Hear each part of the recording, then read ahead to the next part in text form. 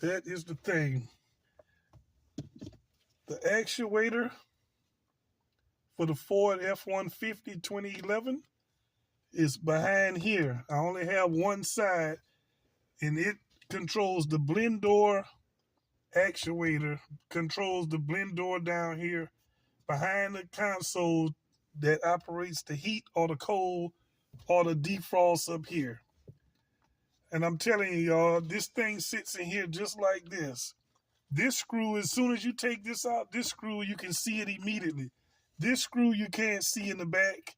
You can't get to it. It's tight. And you have a plug-in right here that's easy to take off. And this little wheel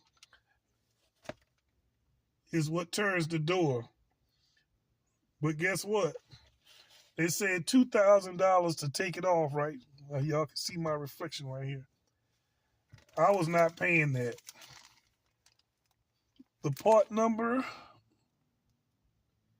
they say it's best to use Motorcraft because it's a Ford part to replace this actuator, blend door actuator.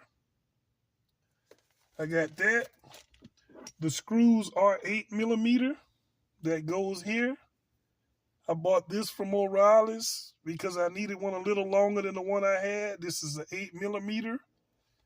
And the one thing I bought that I have not seen anybody on YouTube have, when they tell me about going through the glove box, you can't go through the front, the factory, the car lot say to take the whole dash out. They have to take all of this stuff out. Steering column, they have to drain the air conditioning freon. They have to take out the heater core, all kind of stuff they said to get to that screw right here in the back.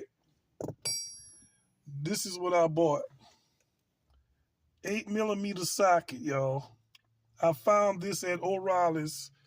It's called Power Tools. $17.99 or something like that. These are the only tools I use to remove this. The clearance is so small to get back here. When you get behind here, this fits perfectly over and you can break it, get it all the way up to the top.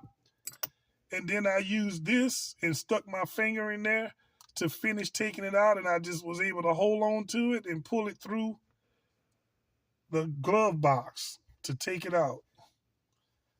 And how I knew this part was bad, because I see so many videos on YouTube, they're not really telling you how you can tell if this is bad. Because one guy was telling me about this mark right here. He said, all these teeth in this space has to be lined up with that. Lies. This doesn't mean anything. When you get the new one, it's not going to be lined up like this. What you have to do is plug it in and hit the switch.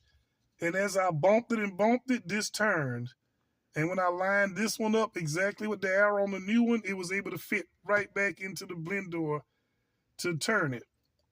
Now, the other thing was, how did I know this part was bad and it wasn't my heater core? You go under the hood after you've been running it. I did this the day before. After you've been running it, feel both of the heater core hoses. They tell you, oh, you need an infrared thermometer and all that's bull crap. You can feel them. If they both feel hot, you know the heater core is working because the fluids are going through it. Eliminate the heater core. Save you from really taking out the dash. When I took and got the new one, I plugged it in, turned the switch on. What it did, this started turning in and then stopped. So I took and unplugged it, stuck this one back here, plugged this one in, turned the switch on. I heard it making a noise, but guess what? This does not turn. This part right here did not turn at all, letting me immediately know that this was the problem why I only had cold air and no heat. So that's another thing to remember. When you put the new one in, don't just put everything in, the screws and everything, test it first.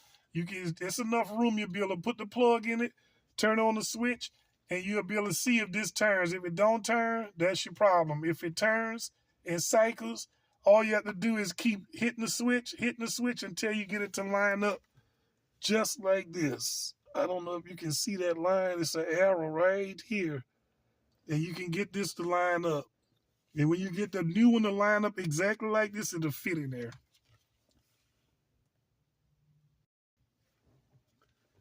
But this tool right here is all you need to save yourself $2,000 worth of labor, $1,800 or whatever they charge. They told me about 2,000 and something, but they lying to you.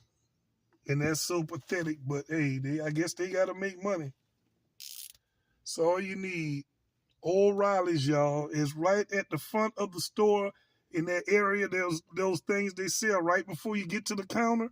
They have all these little tools and ratchets and all that. That's exactly where I found this little kit. It's going to have something that fits in here, or you can use the ratchet side. And they only have 2 of these sockets, and one will be an 8mm, exactly what you need for this, for your heater blend door actuator. It will fit this screw and this screw, and you can take it out, put it in as many times as you want now. And it's done without taking all this dashboard out. You don't have to take all the glove box. I stuck my hand in there because when I was ratcheting, I wanted to just put my finger on it just to make it do this. That's all I did. Other than that, when they get to the end, you switch over to this, like I said earlier, the 8mm. If you can get a long one, then you can reach it through the glove box. You still can go through the front and hold your finger on the top of it as you turn it to break it loose, and as you turn it to tighten it up. Well, I use this to tighten it down and then this to snug it.